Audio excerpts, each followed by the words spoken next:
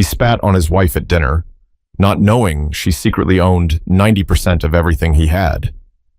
The sound of silverware scraping against plates filled the room, but no one was really eating anymore. You could have cut the tension with the butter knife still resting beside Rachel Monroe's untouched mashed potatoes. Her husband, Jordan Whitaker, sat across from her, face red, hands trembling, words slurring slightly from the 2 glasses of bourbon he swore would help him relax before dinner. It was supposed to be a peaceful family gathering, a simple meal at his parents' home in Nashville, Tennessee, filled with laughter, stories, and maybe a few jokes that went too far. But what happened that night would be remembered by everyone sitting at that table for all the wrong reasons. Jordan leaned back in his chair, smirking as his father, Howard Whitaker, bragged about the family legacy. He went on and on about how proud he was of their company, Whitaker Technologies, claiming it was built from generations of hard work. Rachel stayed quiet, hands folded neatly in her lap, eyes calm but sharp. She'd learned long ago that in this house, silence was safer than honesty, especially when the family's ego filled the air thicker than the smell of roasted turkey. "See, Rachel," Howard said, raising his glass toward her, "it's not easy keeping a company alive these days. Takes guts. Takes men who know what they're doing." There it was, the little jab hiding behind a smile, the one she'd heard 100 times before. She smiled back politely. "You're right, Mr. Whitaker. It does take guts. And strategy." Before she could finish, Jordan interrupted with a mocking laugh. "Strategy? Babe, don't act like you know how to run a company. You handle the office decor, not the numbers." The table chuckled, except for Rachel. Her eyes flickered just for a second, but she stayed composed. Inside, though, something began to burn. She'd been the one staying up till 3 a.m. balancing those numbers. She'd been the one negotiating contracts, saving the company from bankruptcy when Jordan's impulsive deals nearly sank it 3 years ago. But he didn't know that, or maybe he just couldn't admit it. His mother, Linda Whitaker, gave a small, satisfied grin and placed her manicured hand over Jordan's. "He's right, dear. You've done wonderfully as a wife. Supporting your husband, that's no small thing." Rachel's jaw tightened, but she forced herself to smile again. "Thank you, Mrs. Whitaker." The conversation rolled on, but the air had shifted. You could feel it, like everyone knew a storm was coming but pretended not to see the clouds forming right above them. Jordan kept drinking. The more he drank, the looser his tongue became. He started talking about how some people get lucky, and how certain folks wouldn't have half what they do without his family's name attached. Every word was a needle.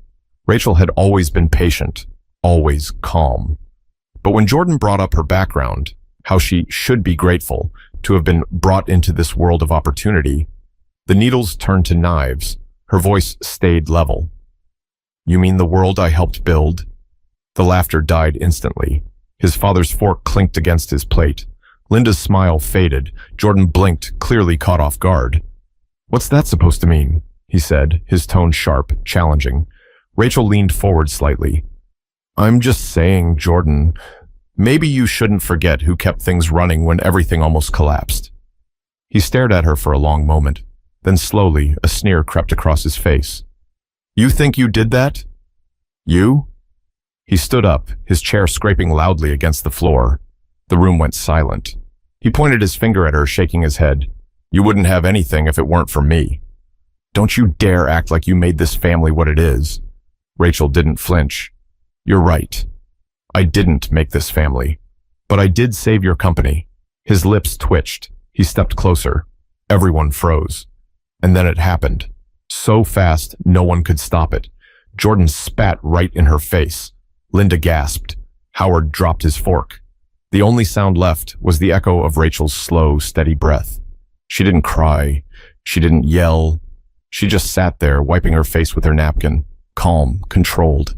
The kind of calm that makes everyone else in the room suddenly realize how wrong they are. She looked him dead in the eyes. "You just made the biggest mistake of your life." But no one at that table knew just how right she was. At least, not yet. But before we get to that moment of reckoning, let's go back. Back to the days before that dinner, when the cracks in their marriage started showing in small, quiet ways that no one wanted to admit. 3 days before that disastrous dinner, the Whitaker house in Franklin, Tennessee, looked picture perfect from the outside. A white porch wrapped around the front, flowers trimmed just right, and a black Mercedes gleaming in the driveway. But inside that house, things were breaking in ways no one could see. Rachel sat in her home office, laptop open, glasses sliding down her nose. She was reviewing the latest quarterly numbers for Whitaker Technologies, numbers that looked good. Too good, considering the chaos she'd cleaned up behind the scenes. Jordan had taken a massive risk months earlier, investing in a side project that nearly bled the company dry. But Rachel had quietly pulled it back from the edge, rerouted funds, called in favors, and closed 2 major contracts without taking credit. Her phone buzzed. Jordan again. "Hey, babe," his voice drawled through the speaker. "You ready for dinner with my parents this weekend?" "I'll be ready," she said softly, eyes still on her screen. "You sure about this, though?" "Your mom didn't seem too thrilled last time," he chuckled. "She's just old-fashioned. She'll come around. Besides, you've been doing great at work. This is a good time to show them everything's fine." Rachel looked up from the laptop. "Everything's fine," she repeated. "Jordan, we haven't been fine in months." There was silence on the line, then a scoff. "You're being dramatic." "We're fine. You're just stressed." She took a slow breath. "I'm not stressed." "I'm tired, Jordan. I'm tired of pretending like we're equals when you treat me like I'm just your assistant." He didn't respond right away. When he finally spoke, his tone was flat. "You're my wife, Rachel. Don't make this about ego." She almost laughed. "My ego? You mean the one I used to fix your business problems?" He hung up. That was how most of their arguments ended lately, with silence. The kind of silence that seeps into everything, turning the air heavy. Later that night, Rachel sat on the back porch, listening to the distant sounds of cars on the highway. She thought about how things used to be, back when Jordan was still kind, back when they were just 2 dreamers, working out of a cramped apartment, sharing takeout, and planning to take over the world together. But success changed him, or maybe it revealed him. When the company started making money, Jordan became someone else, louder, prouder, and crueler. He'd interrupt her during meetings, take credit for her strategies, and remind her in subtle ways that it was his family's company. The next morning, she got a call from Thomas Reed, the company's CFO, and one of the few people who truly respected her. "Rachel, we need to talk," he said. "Jordan's been talking to investors behind your back again. He's trying to restructure the board." Her stomach tightened. "Restructure how?" "By moving your voting rights under his name." Rachel leaned back in her chair, exhaling slowly. "He can't do that," she said. "Not legally." "I know. But he doesn't think you'll fight back. He's assuming you'll stay quiet like always." She didn't respond for a moment. She looked out the window, watching the wind stir the trees. "Thanks, Tom. I'll handle it." She hung up, grabbed her bag, and walked straight into the office that morning. The receptionist greeted her with a nervous smile. Everyone knew Rachel was the one who actually ran things, but Jordan liked to act like she was helping out. He'd even changed her title on the website from CEO to operations consultant, saying it sounded friendlier. As she walked past his office, she heard laughter. Jordan was on speakerphone with one of his buddies. "Nah, man, she's got her name on the paperwork, but come on. You think I'd let my wife run my company? Please." Her steps slowed. Her throat felt tight, but her voice stayed calm when she said, "Good morning, Jordan." He turned, startled. "Hey, babe." "I was just talking business?" she said, eyebrows raised. He grinned, clearly embarrassed. "Yeah, just some harmless jokes." Rachel smiled faintly. "Right, harmless." She walked into her own office, closed the door, and stared at the framed certificates on her wall. Proof of her degrees, her credentials, her years of experience. She'd earned everything she had. She'd built it with her own hands. But in this marriage, she was treated like decoration.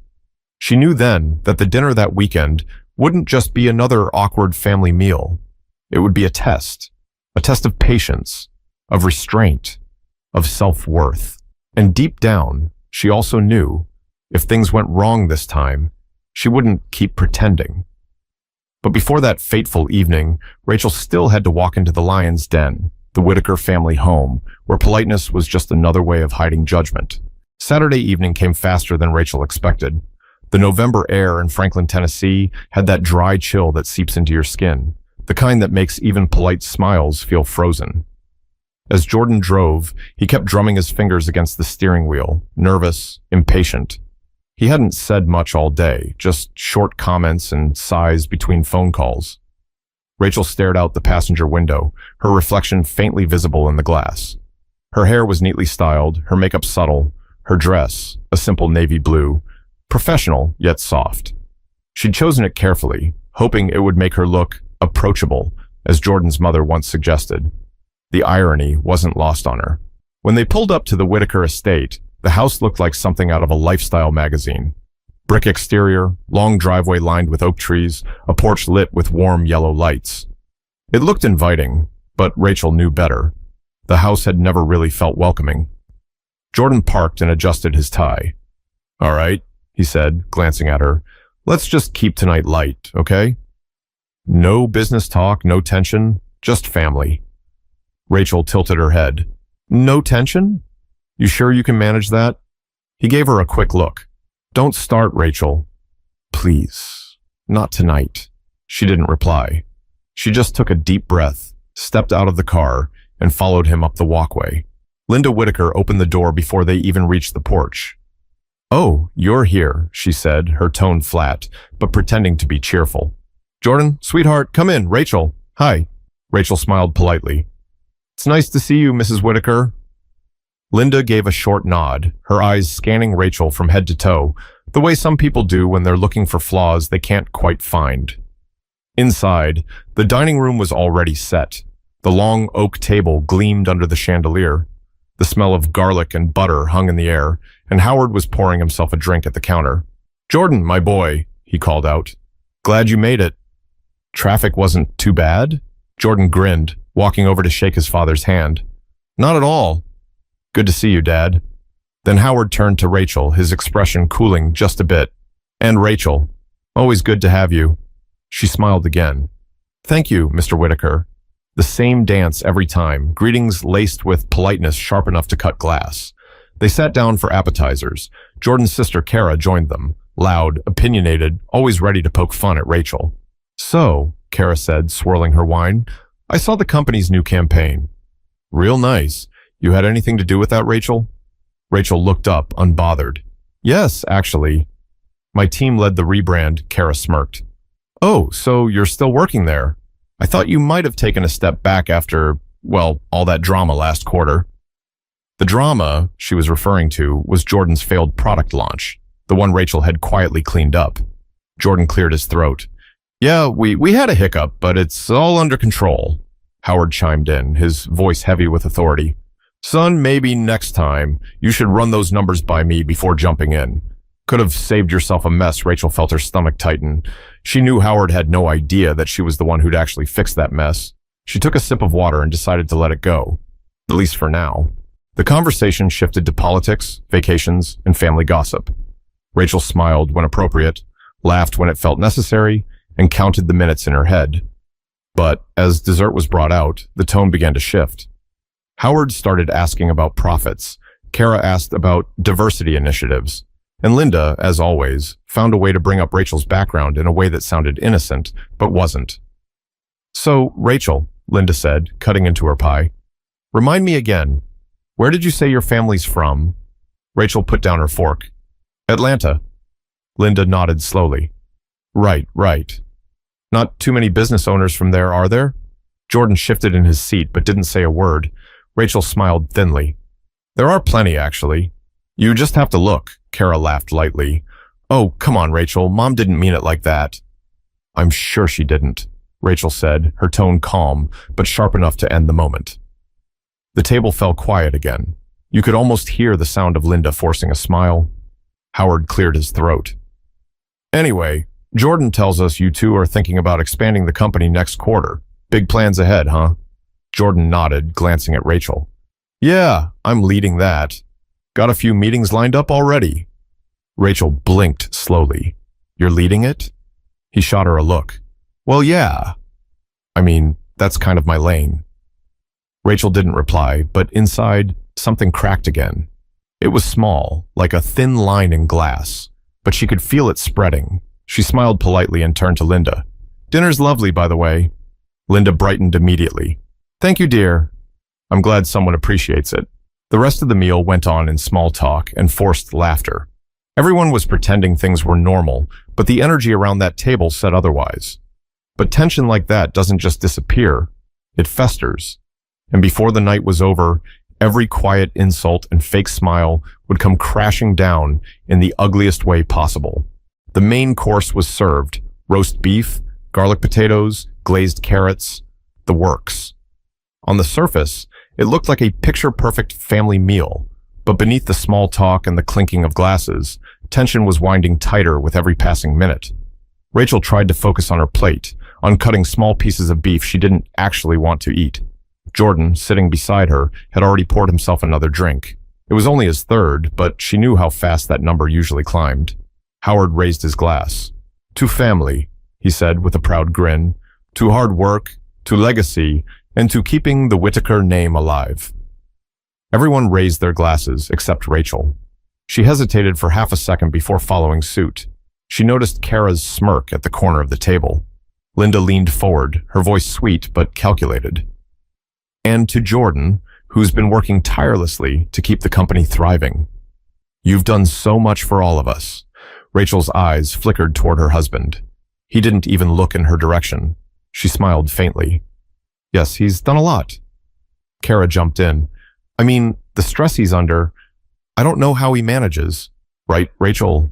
He's the face of the company, after all." Rachel's knife stopped mid-cut. She set it down carefully. "The face, yes," she said softly, "but faces don't always do the work." Kara's eyebrows lifted. "Meaning?" Rachel met her gaze evenly. "Meaning leadership is about more than showing up to shake hands." Howard chuckled.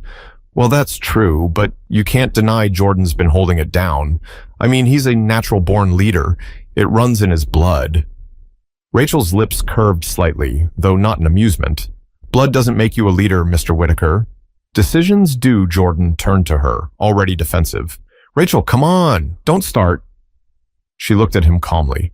"I'm not starting anything, Jordan. Just answering a question." The air tightened. Linda shifted uncomfortably. "You know, dear," she began, "it's important to know your place in a family business. Sometimes the best thing we can do is support from the sidelines." Rachel folded her napkin neatly on her lap. "I appreciate that, Mrs. Whitaker. Though I prefer boardrooms to sidelines." Kara nearly choked on her drink. "Boardrooms? That's cute." Rachel tilted her head. "Cute?" "Yeah," Kara said, laughing lightly. "I mean, it's great that you're involved and all, but come on. This is the Whitaker family company. You're just..." She paused, choosing her words carefully. "Part of the support team, right?" Jordan didn't say a word. He stared at his plate, avoiding eye contact. Rachel's smile didn't waver. "That's one way to look at it." Linda reached for the gravy boat, as if trying to move past the moment. "Well, we're just grateful for your help, Rachel." It's so rare to find someone so dedicated to their husband's vision. Rachel's voice was quiet but firm. "You mean our vision?" The table fell silent again. Even Howard looked unsure of how to respond. Jordan finally spoke, his tone sharp. "Rachel, they're just being polite. Don't twist everything into some kind of fight." "I'm not fighting," she said, meeting his eyes. "I'm just clarifying." He scoffed and leaned back in his chair. "You always have to have the last word, don't you?" She didn't answer. She just looked at him, the kind of look that said she'd already seen the ending before the story even began. Howard cleared his throat again, clearly uncomfortable. "All right, let's not ruin dinner. We've had enough drama this year," but Kara wasn't done. "Speaking of drama," she said, smirking, "I heard there was some kind of shakeup at the company. Something about Jordan almost losing a major client?" Jordan stiffened. "It was handled." Rachel's voice was calm. "Yes, I handled it." Kara blinked. "Oh, you did?" Rachel nodded. "Yes, the client wanted transparency and accountability, so I gave them both. It's amazing what happens when people feel respected." Howard frowned. "Wait, you handled it?" "I thought Jordan said he closed that deal." Rachel's eyes didn't leave her plate. "He signed the contract." "I just made sure there was still a contract to sign." Jordan slammed his fork down. Rachel, that's enough. She looked up, unbothered. Enough of what? The truth. His voice rose. You're embarrassing me. Then maybe stop doing things worth being embarrassed about, she replied, steady as a heartbeat. The room went still. Kara's smirk disappeared. Linda's face turned pale. Jordan's chest heaved. He glanced at his parents, then back at Rachel. You don't know when to stop, do you? Rachel's voice dropped lower. Not when I'm being disrespected in my own home, or your family's. Howard tried to defuse it. All right, both of you. Let's not do this here. But it was too late. Jordan's pride had already taken the hit. He glared at Rachel, then took a long drink of bourbon, as if swallowing his rage would somehow make it disappear. Rachel stayed quiet. Her face was calm, her hands still, but inside she felt something click into place. A line had been crossed, but pride has a way of turning small cracks into earthquakes, and Jordan's next move would shake that table to its core. It started small, just another sarcastic comment, the kind that usually rolled off Rachel's back. But this time, something in Jordan's tone cut deeper. See, that's your problem, Rachel, he said, leaning back in his chair, his voice thick from the bourbon. You always think you're smarter than everyone else. Rachel's fork paused halfway to her mouth. No, she said quietly. I just don't like pretending. He laughed, but there was no humor in it. Pretending? Pretending about what? Howard and Linda exchanged worried looks. Kara leaned forward, eager for drama. About this marriage, Rachel said evenly. About this family. About this company, Jordan's face darkened.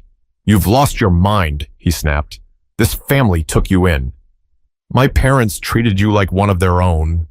Rachel turned her gaze toward Linda and Howard. Did they? She asked, not raising her voice. Because I can't remember a single dinner where I wasn't reminded I didn't belong here. Linda gasped softly. Rachel, that's not fair. It's honest, Rachel interrupted. You don't have to like it, but it's true. Jordan slammed his hand on the table, silverware rattling. Watch your tone. Her expression didn't change. Or what, Jordan? He pointed at her. You're crossing the line. I crossed the line? She said, her tone still calm. After you sat here and let your family talk to me like I was some charity case? His face twisted. Don't turn this on me. Rachel tilted her head slightly. Why not? It's the truth. You married me because I made you look good, because you wanted to prove to your family that you could be different.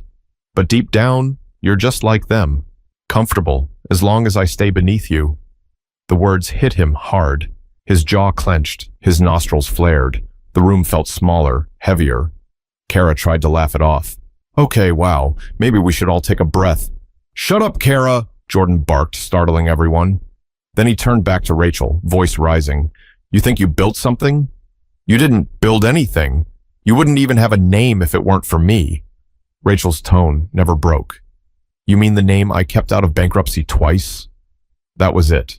Jordan's control snapped. He pushed his chair back and stood, looming over her. Don't disrespect me in my parents' house, he growled. Rachel met his eyes without flinching. Then don't disrespect me in yours. He was breathing hard now, chest heaving, eyes wild. You think you're untouchable, huh? You think just because you have a fancy degree, you can talk down to me? I don't talk down to you, she said softly. You just don't like hearing the truth. He shook his head, muttering, unbelievable. And then, before anyone could move, before anyone even processed what was happening, he spat. It landed across her cheek, sliding down her skin in slow motion. The sound that followed wasn't a gasp. It was silence. Heavy. Electric. Linda's hand flew to her mouth. Kara froze. Even Howard, who had seen his share of ugly moments, looked horrified. Rachel didn't move at first. She just blinked once, slowly, as if her brain needed a moment to catch up to what had just happened. Then she reached for her napkin, wiped her face with quiet precision, and laid it neatly beside her plate. She didn't yell. She didn't cry. She just looked up at him with eyes so steady it made him flinch. Are you done? She asked. Jordan took a half step back, realizing too late how far he'd gone. Rachel, She stood, smoothing her dress, her movements controlled and deliberate. You're not sorry, she said. You're embarrassed. There's a difference. Rachel, please. Linda whispered, her voice trembling. Let's just calm down. Rachel turned to her. I am calm. Maybe that's what's scaring everyone. Howard tried to stand, but she raised a hand lightly. No, Mr. Whitaker. Stay seated. I'm only going to say this once. She looked around the table, at the faces that had spent years underestimating her, mocking her behind polite smiles. Then her eyes returned to her husband. You think this company, this house, this life belongs to you, she said slowly. But you don't even know what you own anymore. Jordan frowned. What are you talking about? She took a deep breath, her voice steady as stone. You want to humiliate me? Fine. But before you do, maybe you should check who's really been signing the checks. He blinked. What? Rachel's tone sharpened. You don't remember? The last time you went behind my back to restructure the board, you left your proxy signature on the transfer forms. And since you didn't read what you were signing, Howard's eyes widened. Rachel, what did you do? I didn't do anything, she said calmly. He did. He gave me 90% ownership of Whitaker Technologies. The words dropped like a stone into water. The silence that followed was thick, stunned, unreal. Jordan's face went pale. You're lying. Am I? She asked, reaching into her purse and pulling out a small envelope. She slid it across the table. Board confirmation letter. You signed it yourself. Howard opened the envelope with trembling hands. His eyes scanned the document, and then he looked up, completely speechless. Linda's voice cracked. 90%? Rachel nodded. Every dollar you make, every contract you brag about, every car in your garage, it all traces back to me. Jordan's mouth opened, but no words came out. Rachel stepped back from the table, her voice low and even. You spit on me to prove you were in control. Now you know what control really looks like. She turned and walked toward the door. No yelling, no scene, just quiet power in motion. At the door, she paused and looked over her shoulder. You wanted to make me feel small, but you just made yourself disappear. And with that, she walked out into the night, leaving the house, the company, and their broken pride behind her. But the story didn't end there, because sometimes the silence after the storm is when the real damage finally sinks in. And that was only beginning to happen for the Whitaker family. The drive back home was silent, not because Rachel didn't have words, but because she'd spent years using them. And now they no longer mattered. Some things didn't need noise. Some victories were meant to echo in silence. She parked her car in front of her house, sat there for a long moment, and finally exhaled. Her reflection stared back at her in the window, composed, steady, unshaken. She wasn't broken, not even close. She was free. Back at the Whitaker home, chaos had taken her place. Jordan sat at the head of the table, pale and speechless, staring at the contract his father still held. Linda paced near the counter, whispering to herself, and Howard just sat there, gripping the paper like it might catch fire. Kara finally broke the silence. Is that real? Howard nodded slowly. It's her signature. And yours, Jordan rubbed his forehead. No. That's impossible. She can't. She wouldn't. Linda's voice shook. She did. You gave her control. You signed it. Jordan's hands trembled. She tricked me. Howard slammed his palm on the table. She didn't trick you, son. You tricked yourself. You've been walking around like you own everything, but you didn't even read your own paperwork. Kara muttered under her breath. Guess she's not just decoration after all. Linda shot her a look, but even she couldn't hide the sting of truth in that statement. Jordan stood abruptly, knocking over his chair. I'm going to fix this. I'll call the board first thing Monday. Howard leaned back, shaking his head. You can't fix arrogance with a phone call. Meanwhile, across town, Rachel was sitting in her office again.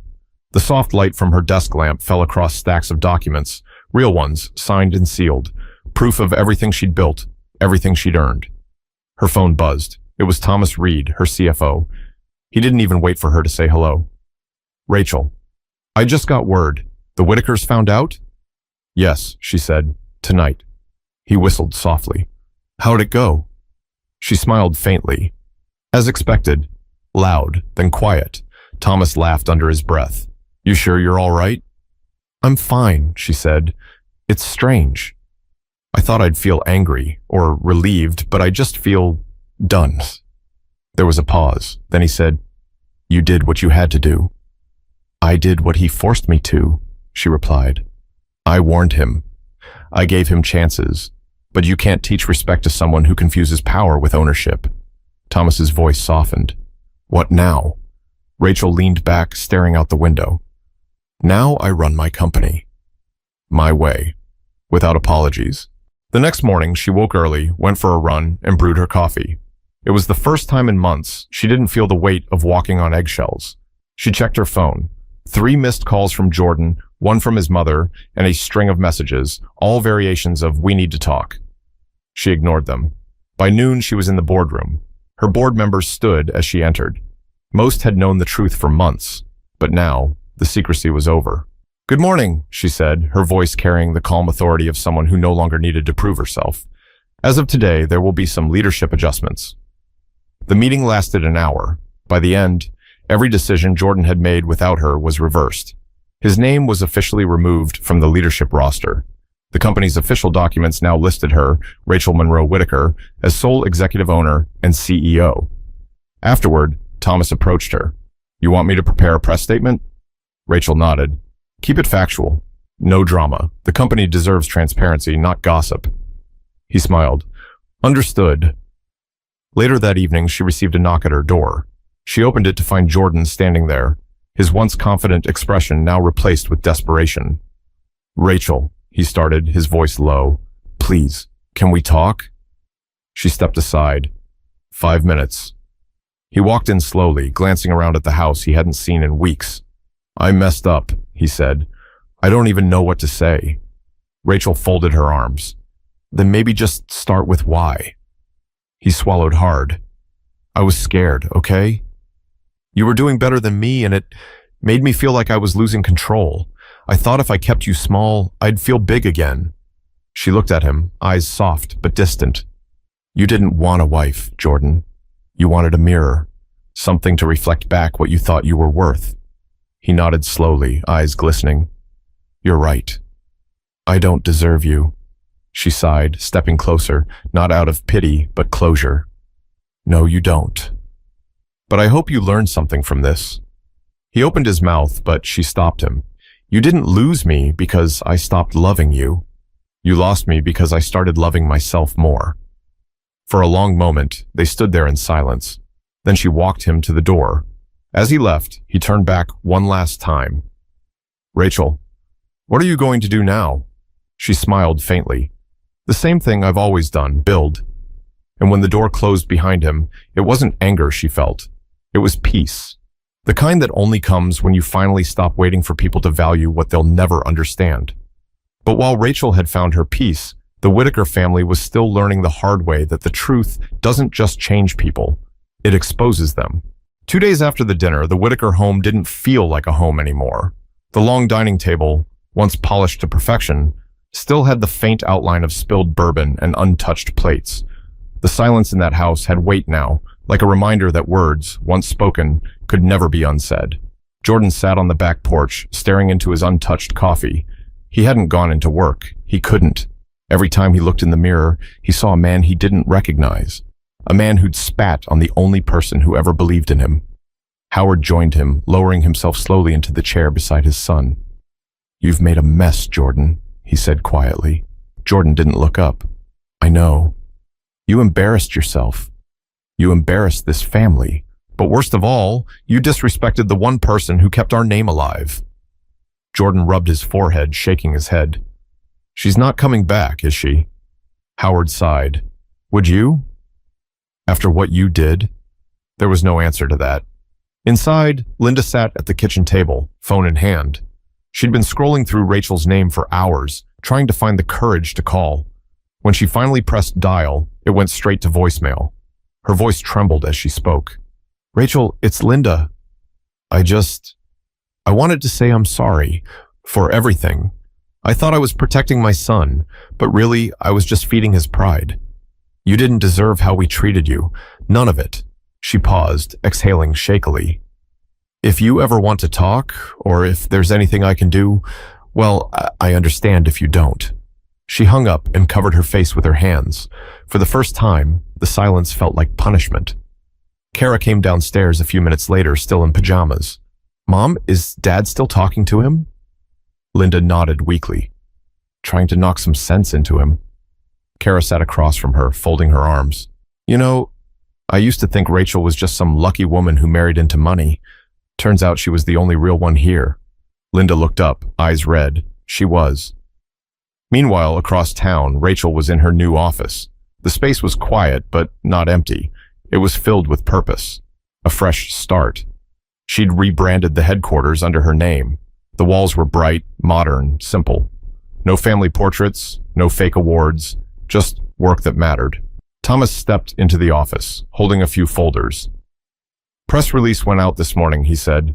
"The board's backing you fully. Investors are already responding positively." Rachel nodded. "Good." He hesitated before speaking again. "You know, the news is going to spread fast. You okay with that?" She smiled faintly. "I've spent half my life letting people tell my story for me. It's time I tell it myself." He chuckled. "You're something else, Rachel." "I have to be," she said, glancing out the window. "In this world, you either let people define you, or you define yourself." Later that day, she received a letter delivered by hand, no name on the envelope, just her address written in shaky handwriting. She opened it slowly. It was from Jordan.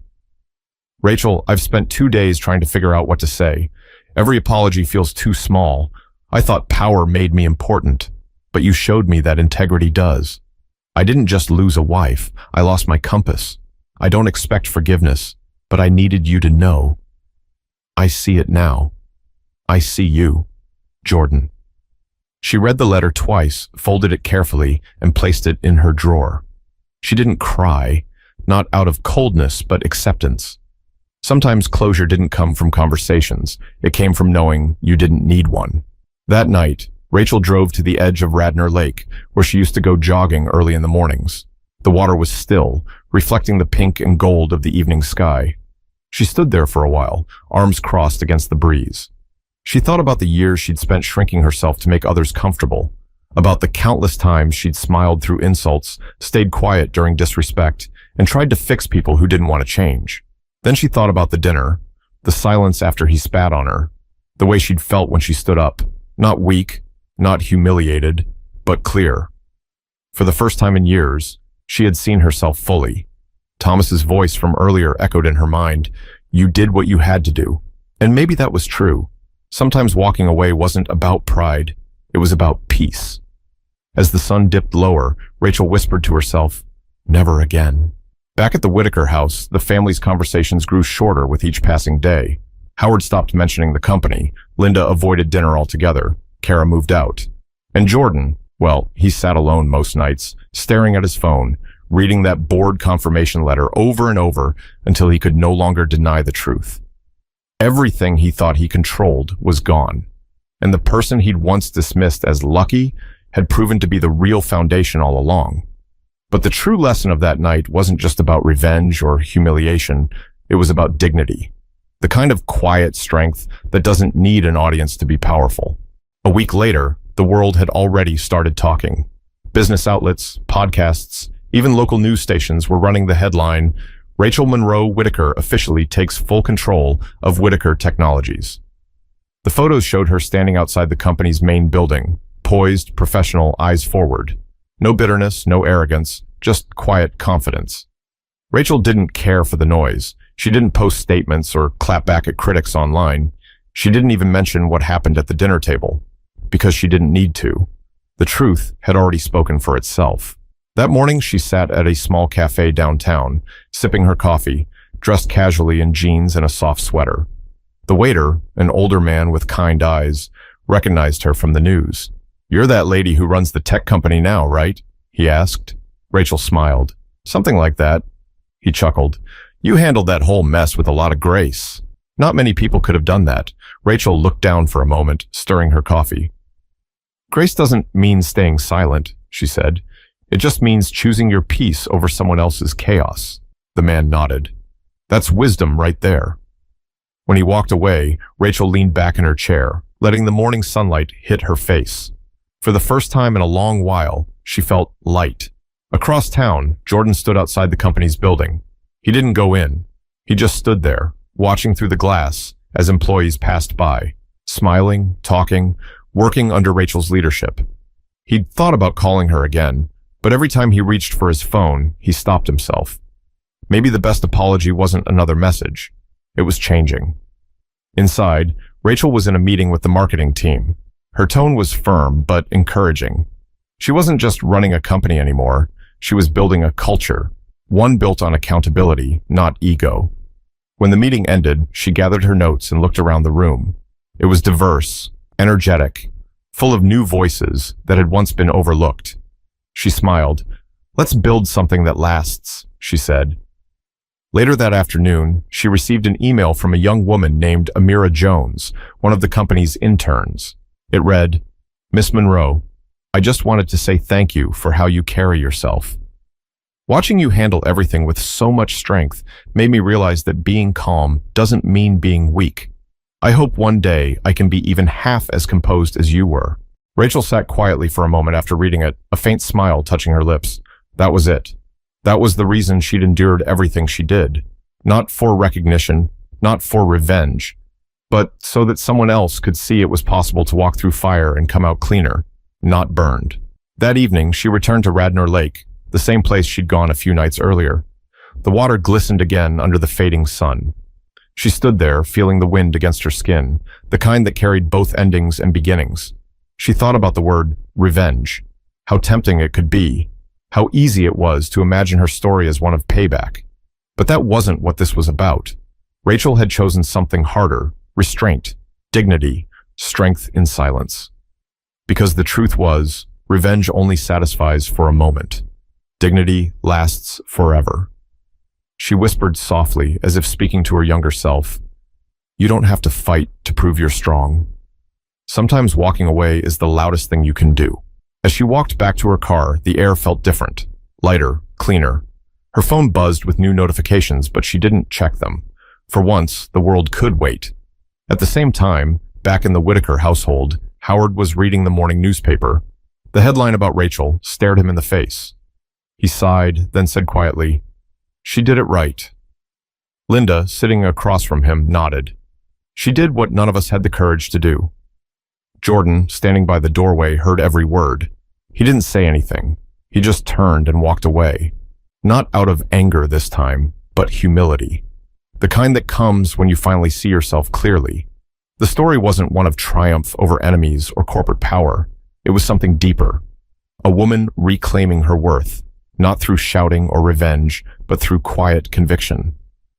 Because real strength isn't about proving people wrong. It's about never letting them convince you that you were wrong for being who you are. Rachel's voice echoed in her head as she drove home that night, steady, sure, complete. She had built her own peace, her own legacy, and her own name. And for the first time in her life, that was more than enough. Never let anyone make you feel small in spaces you helped build. When people try to take your worth, don't waste your energy fighting for their approval. Walk in your truth. Respect yourself enough to leave the table where love, honor, and equality are no longer served. Because dignity isn't loud, it's steady. It doesn't shout. It simply stands, and the world learns to listen.